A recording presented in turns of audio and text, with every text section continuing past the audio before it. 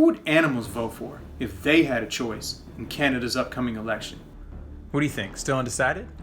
Wait, does politics even matter for animals? Does who controls Canada's government really have an impact across more than 9 million square kilometers of earth, rivers and Great Lakes, and more than 5 million square kilometers of oceans? Yeah, Depending on where we put those X's down on election night, there are uncountable numbers of animals whose lives will be affected and even lives that will be ended by the decisions that we make at the ballot box. So who should animal lovers vote for? Yeah, now's about the time that I admit that the title of this video was clickbait.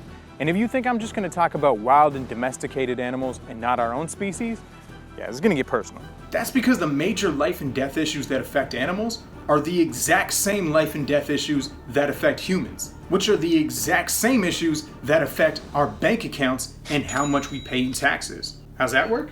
What's the #1 threat to Canadians? What's the #1 reason people have to fear for their lives in this country? Is it an invasion from Greenland? Should we be wary of our northern neighbors?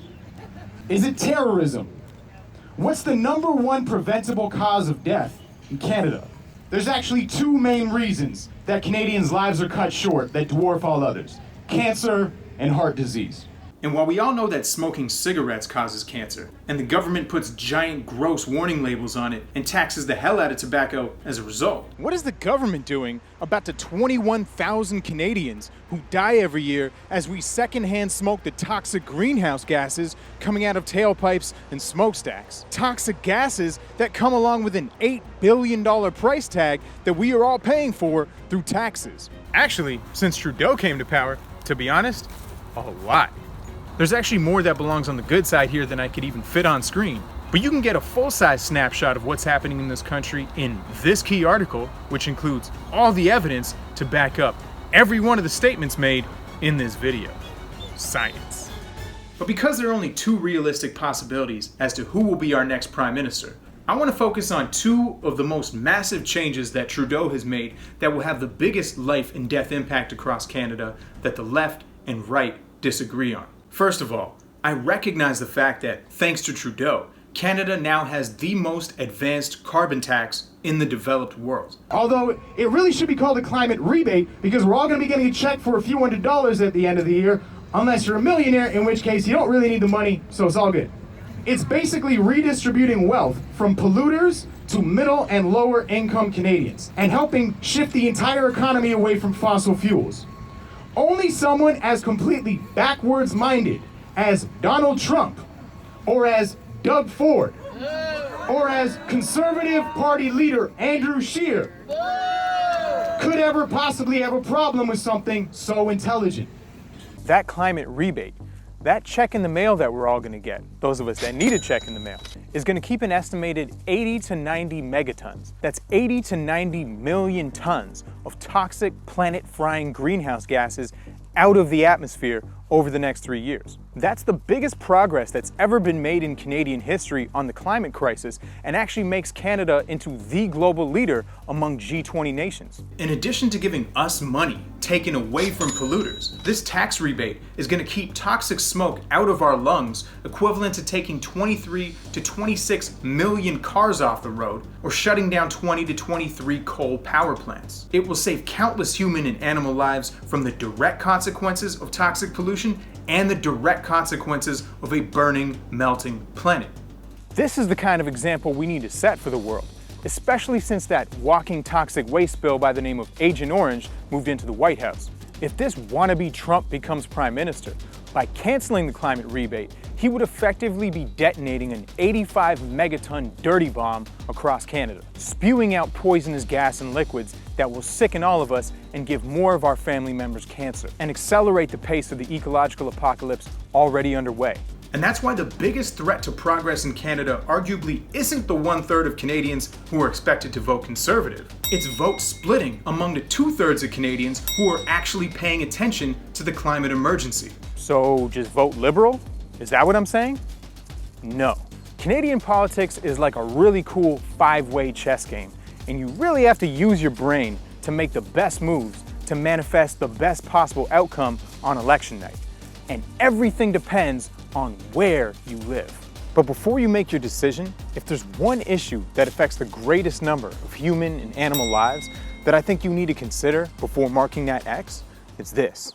We know that a huge factor in whether or not you develop cancer is what you put in your body, the food that you are made of. But we know that whether or not you develop heart disease is almost entirely connected to the food that you put in your arteries and veins. To the point that plant-based diets have been demonstrated to be able to reverse and even cure heart disease if the switch is made soon enough, making someone nearly immune to heart attacks. 50,000 people across this country won't be saved by their doctors and will die from heart disease this year alone. 80,000 people won't survive cancer in Canada this year, and biologists estimate that 90 to 95% of all those cancer cases are due to diet, lifestyle, and environmental pollution. For context, in 2019 so far, there have been a grand total of 0 deaths from terrorism. Meanwhile, it is estimated that in Canada alone, right here in our major cities, approximately 665 million animals will be stabbed, shot, electrocuted, or beaten to death so that humans can eat their cholesterol and carcinogen-filled bodies and bodily fluids. So let's pretend for a second like this has nothing to do with animals. Even if you only care about human life, our government's highest priority right now in terms of literally everybody's well-being and survival should be motivating, educating, and inspiring Canadians to fill our bellies with plant-based deliciousness instead of dead animals. Lo and behold, the Trudeau government has made the greatest progress in Canadian history on exactly that, changing our food guide to be almost entirely plant-based so that fewer Canadians drop dead from preventable diseases. With the side effect being that changing the way our nation is educated about nutrition will save the lives of unknown millions of animals, and many billions of dollars in healthcare costs that could result in us all getting a major tax cut. And on the note of protecting life in the oceans, we celebrate the fact that your government recently outlawed whale and dolphin captivity in Canada. Hell yeah! I was very, very pleasantly surprised myself to wake up just a few days ago and read that you're taking enormous strides to get rid of plastic waste that is poisoning humans and animals alike. Expanding marine protected areas, as you've done, will save countless lives in the oceans around Canada. And banning oil and gas mining in those protected areas, something I can't believe used to be legal, is another massive life-saving step you've taken. Where do the Conservatives stand on all this? Well, on the biggest issue for animals, whether we're going to slaughter them or not. Andrew Scheer, on the other hand, wants the Canadian government to go backwards, pretend to be ignorant, and encourage humans to put rotting corpses and cow's milk back into our bodies. And because this position, that one medical science professor recently described as intensely stupid, isn't based on any kind of science or evidence, we're left to assume that it must have something to do with the fact that Scheer became Conservative Party leader with strong backing from the dairy industry, and that he made the announcement while at a conference pandering to an industry responsible for some of the most extreme forms of animal cruelty and killing on the planet. So while Trudeau definitely deserves credit for actually listening to the scientists on this one, but the food guide is just a suggestion. It's just a recommendation on a piece of paper or a web page. What influences the habits of kids and adults more than the food guide is what's available in a school cafeteria. What's advertised to them? What's available in supermarkets and in restaurants around the country? And how much does that food cost?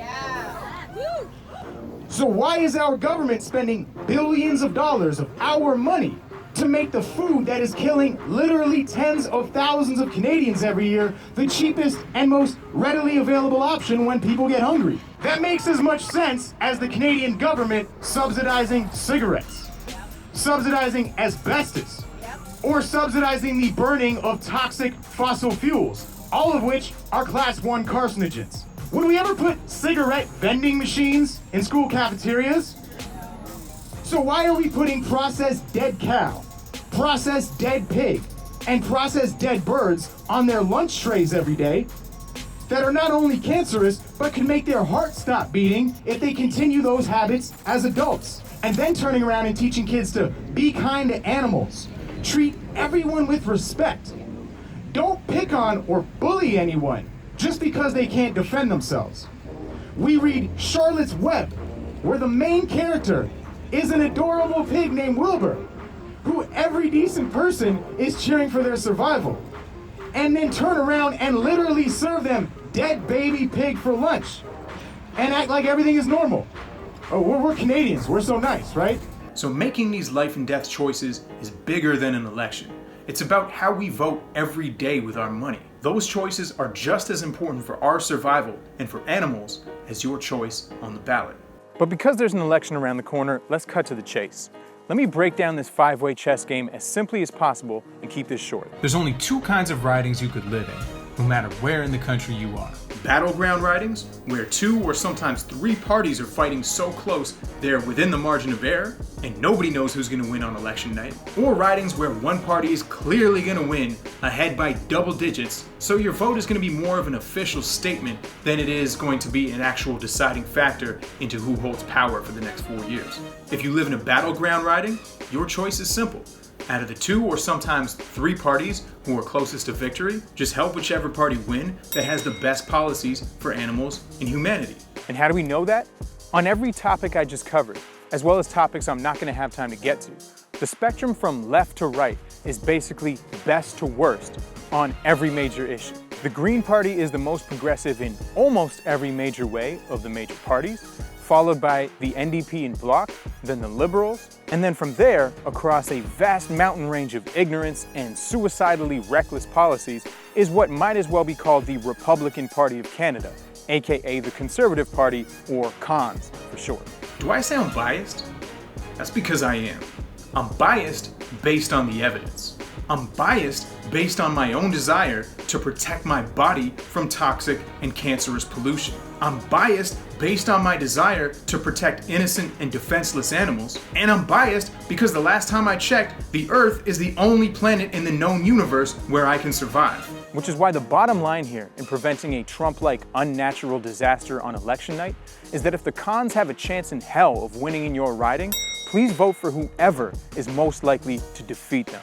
If 2 parties that are not the cons are head-to-head, then vote for the better one, and we'll hopefully get a historically progressive parliament where Liberals, NDP, and Green have to work together and will accomplish progress even faster than the Liberals were doing by themselves. If you live in a non-battleground riding where the Animal Protection Party, aka the real Green Party, is running, you should definitely support them. Send a message to the so-called Green Party that if you're in any way serious about addressing ecological Armageddon, that doesn't just mean talking the talk about fossil fuels. It also means walking the walk when it comes to not supporting the industry that is the #1 cause of habitat destruction, mass extinction, not to mention water consumption, water contamination, ocean dead zones, and is responsible for more greenhouse gas emissions than every car, truck, plane, and ship in the world combined. If the approximately 1 million people who are expected to vote for the Green Party this election actually took the environmental crisis seriously and switched to an earth-friendly, animal-friendly, plant-based diet, over the course of a year, you would save approximately 1 billion square meters of forest, 3.3 billion kilos of carbon dioxide emissions, 1.5 trillion liters of water, and the lives of about 150 million innocent animals. And that's the kind of enormous difference that you can make every day, no matter what politicians do or say. Now, what are the chances of this campaign actually succeeding in making a difference on election day and on the life and death of animals in the next 4 years in Canada? Actually, psychological studies have shown that huge swaths of the general population care about animals more than they care about people, which I know sounds bizarre because most people still eat animals. But I can think of 3 million Canadians in particular, 10% of the population who I know will definitely care about these issues. I'm of course talking about the 3 million Canadians who love animals so much they no longer eat them. Canada's massive, fast-growing vegan and vegetarian population. And there are dozens of ridings in Canada where battles are being fought so close that victory on election night is going to come down to margins of 0 point something percent. Ridings where 10% of the people are vegans or vegetarians, many of whom may not be planning to vote because they don't understand how much this matters for animals. And many of whom are going to vote in a disorganized, ineffective way that could result in a multi-megaton conservative disaster on election day. Geo-targeting tools on Facebook and Instagram would allow us to broadcast this rallying call for animals directly into the news feeds of vegan and vegetarian voters in key battleground ridings. With $5, you can reach about 1,000 people. And last election, there were numerous ridings decided by just a few hundred votes. There's a fundraiser link below to help make animal rights an election issue for the first time in Canadian history. Everything you need to know is linked at voteforanimals.org, not .ca, voteforanimals.org. Because moving forward, we're going to be working with animal lovers in democracies around the world from now until the day animal rights are finally enshrined into law. Thank you for listening, and even if you can't donate to the campaign, remember, hitting that share button is still free. Okay, let's go to work, Lulu. Do it. Now you see why he was looking at the camera.